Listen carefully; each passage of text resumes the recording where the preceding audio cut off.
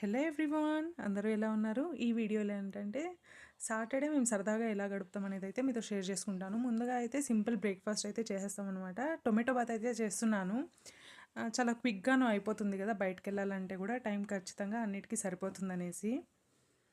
So ఇప్పుడైతే నేను ఉప్పుడు బియ్యం ఉంటుంది కదా, బాయిల్డ్ రైస్ అదైతే యూజ్ చేస్తున్నాను. సో నేను అప్పుడప్పుడు రైస్ చేంజ్ చేస్తూ ఉంటాను. ఒకసారి బ్రౌన్ రైస్, ఒకసారి రెడ్ రైస్, ఒకసారి ఇలా ఉప్పుడు బియ్యము ఇలాగనమాట. ఎప్పుడు ఒకేలాగా అయితే యూజ్ చేయను. వైట్ రైస్ కూడా యూజ్ చేస్తాను. సో ఈ ఉప్పుడు బియ్యంకి ఏంటంటే రెగ్యులర్గా సోనా మసూరికి 1 గ్లాస్కి 2 గ్లాసెస్ వాటర్ పెడతాం కదా, దీనికైతే ఇంకో హాఫ్ గ్లాస్ ఎక్స్ట్రా పెట్టాలన్నమాట. అండ్ పెరుగు గుజ్జు కూడా చేసేసాను. చాలా బాగుంటుంది టొమాటో బాత్కి పెరుగు గుజ్జుకి.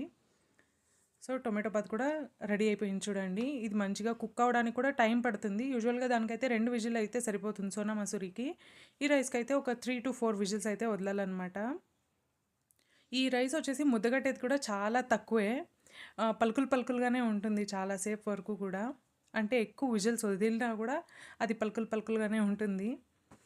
అండ్ ఇంకా మేము బ్రేక్ఫాస్ట్ అంతా తినేసిన తర్వాత మొత్తం సామాన్లు అయితే కడిగి పెట్టేశాను అనమాట. షింక్లో సామాన్లు వదిలేసిపోతే నెక్స్ట్ వచ్చిన తర్వాత నాకే అది డబుల్ పని అయిపోతుంది. ఇంకా టీ కొంచెం తాగాలి అనిపిస్తే మా పిల్లోని వచ్చి పాలు కాంచేయమంటే వాడైతే పాలు కాంచేస్తున్నాడు. సో నేను ఈ పక్క సామాన్లు అయితే కడిగేస్తున్నాను. నేను కడిగే లోపల ఈ పాలు పొంగు వస్తుంది. నేను టీ పెట్టుకోవడానికి కరెక్ట్గా టైం సరిపోతుంది. అండ్ ఇంకా కరివేపాకు కూడా వాష్ చేసి అక్కడే పెట్టాను చూడండి. ఇంకా దాన్ని అంతా కూడా ఫ్రిడ్జ్లో ఆర్గనైజ్ చేసుకోవాలి. బట్ నీట్గా వాష్ చేసి వాటర్ అంతా కొంచెం డ్రై కానీ అనేసి అయితే ఇలా పెట్టాను. ఇంకా చూడండి, నా సామాన్లు కడిగిన వెంటనే పొంగు వచ్చేసింది. మా వాడు వెళ్ళిపోయాడు. ఇంకా నేనైతే కొంచెం జింజర్ యాడ్ చేస్తున్నాను. ఆల్రెడీ ఎండలు ఎక్కువ ఉంది, స్టిల్ జింజర్ ఫ్లేవర్ బాగుంటుంది అనేసి అయితే కొంచెం జింజర్ యాడ్ చేసుకుంటున్నాను. అండ్ కొంచెం స్ట్రాంగ్గానే తాగుతాం అన్నమాట మేము.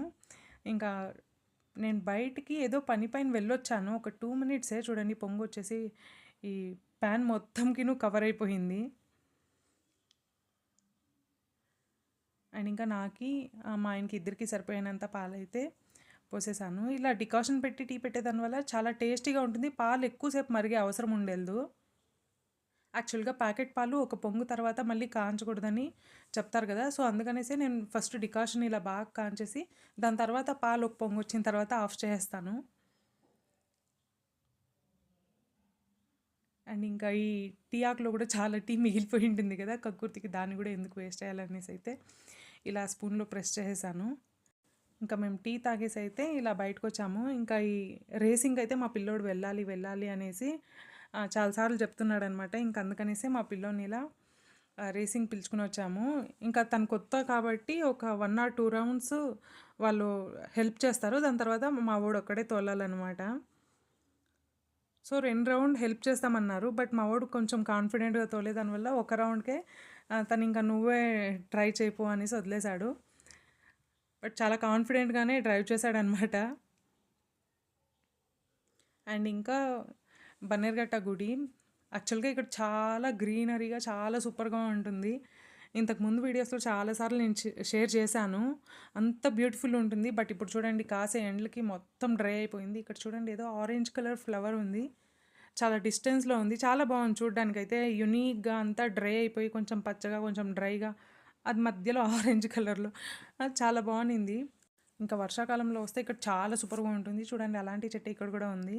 బట్ ఇప్పుడు ఎండాకాలంకి మొత్తం డ్రై అయిపోయింది. కొంచెం సాడ్ అనిపించింది అనమాట. ఇంతకుముందు చూసేదానికి ఇప్పుడు చూసేదానికి చాలా డిఫరెన్స్ ఉంటుంది. మీకు ఇంట్రెస్ట్ ఉంటే నేను డిస్క్రిప్షన్లో లింక్ కూడా ఇస్తాను, వెళ్ళి చెక్ చేయండి. అప్పుడు ఎంత బాగుంది ఈ ప్లేస్ అయితే. ఇప్పుడు చూడండి, మొత్తం డ్రై అయిపోయింది. ఇంకా ఆడ మొత్తం చూసుకునేసి ఇలా వాకింగ్కి వచ్చేసామన్నమాట. సో ఈ వీడియోని అయితే ఇక్కడితో ఎండ్ చేస్తున్నా. మీకు ఎలా అనిపించిందో కామెంట్లో మెన్షన్ చేయండి. Thank you so much for watching. Bye bye.